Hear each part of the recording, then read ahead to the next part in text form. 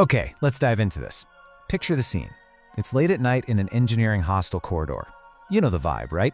Just the faint, kind of buzzy glow of a single fluorescent tube light spilling out from underneath a door, completely surrounded by heavy shadows. Tonight, at the Indian Institute of Innovation, that typical quiet late-night tranquility, well, it's about to be totally shattered. Our story centers on room 107. It's exactly 1 a.m. Inside sits Ravi, a fourth-year engineering student. He's completely alone, surrounded by half-empty coffee mugs, and he's got complex formulas scribbled all across his whiteboard. Outside his window, nothing. Pitch black darkness and this suffocating, heavy silence. It's honestly like the calm before a devastating storm.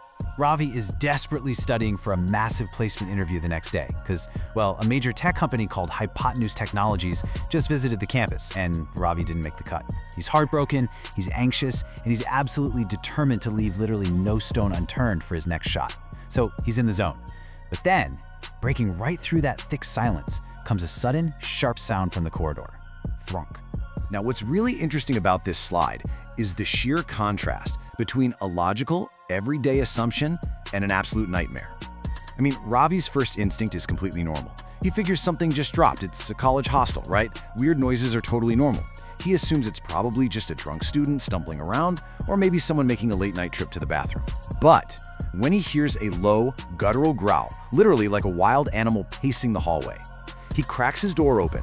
The corridor is empty, lit only by that one flickering tube light. But right there on the floor is a thin, dark line.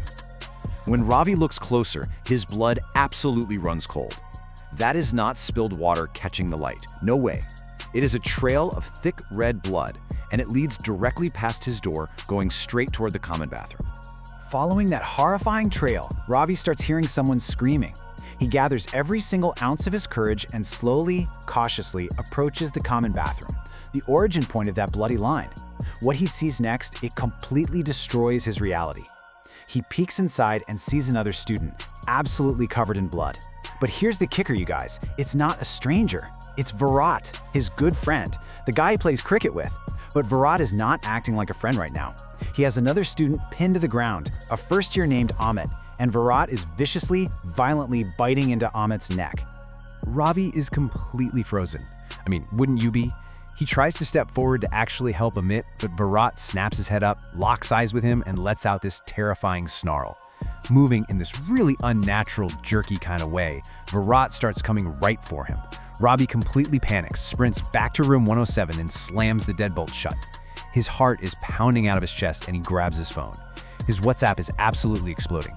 The hostel group chat has over 500 unread messages, all of them screaming the exact same warning. Bro, room lock Kuro, don't open the door. People have gone crazy, they're biting each other. Scrolling frantically through the chaos on his phone, Ravi pieces together the terrifying reality of what actually triggered this whole nightmare.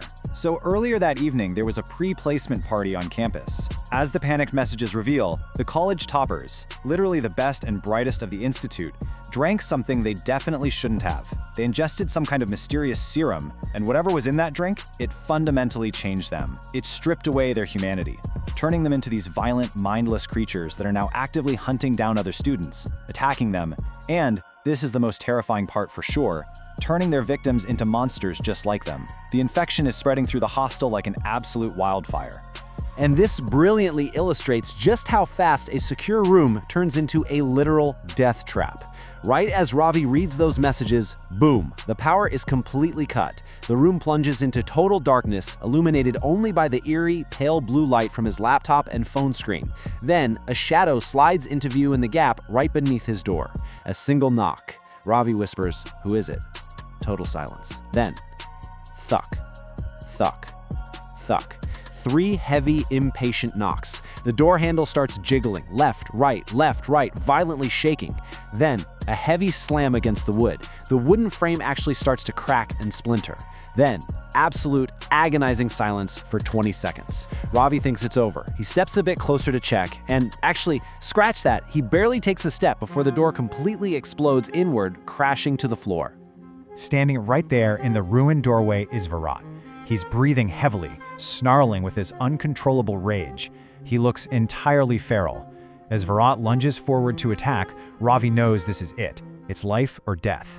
Acting purely on primal survival instinct, Ravi grabs the heavy wooden chair next to his desk and swings it with everything he has, smashing it directly over Virat's head. It stuns his former friend just long enough.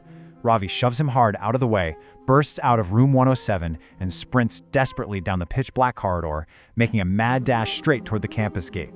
But as he finally makes it outside, the true, horrifying scale of the situation reveals itself. The campus isn't empty. Staggering through the darkness is a massive horde of over 100 infected students. And the details? They are chilling.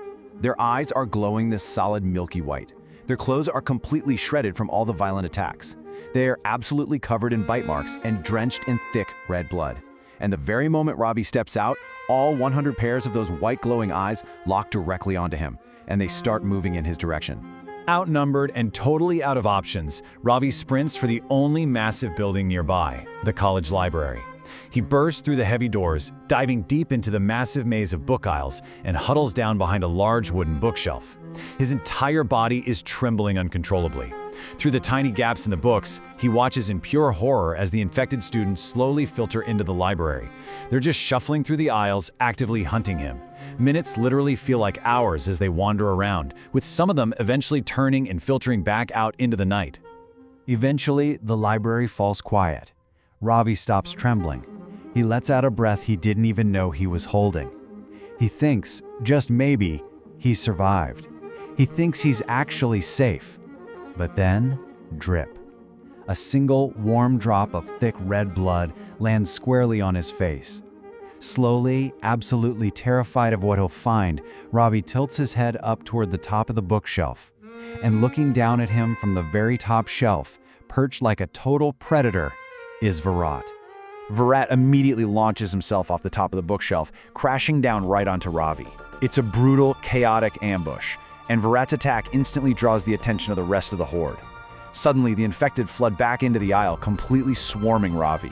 His screams echo through the massive empty halls of the library, and then everything goes black. Sometime later, Ravi's eyes snap open. But you guys, they aren't his eyes anymore. They are solid, milky white. The infection is complete. He is one of them now. The Indian Institute of Innovation is gone. It is now IIZ, the Indian Institute of Zombies. Okay, take a breath. Got you, didn't I? Let's take a massive 180-degree turn right here, because that incredibly intense, horrifying tale of survival, it is actually the plot of a highly anticipated, wildly entertaining new movie. We've been breaking down the incredible premise of a film that is about to absolutely take theaters by storm in this explainer. I mean, how brilliant is that setup? What we just explored is the absolute ultimate bait and switch. The story of a prestigious engineering college, the Indian Institute of Innovation, turning overnight into the Indian Institute of Zombies, is the core plot of a brand new horror comedy movie. Remember that mysterious serum the top students drank at the pre-placement party? Yeah, well, they thought it was just a fancy welcome drink. Instead, they accidentally slammed zombie serum, setting off this entire hilariously terrifying chain of events all across the campus.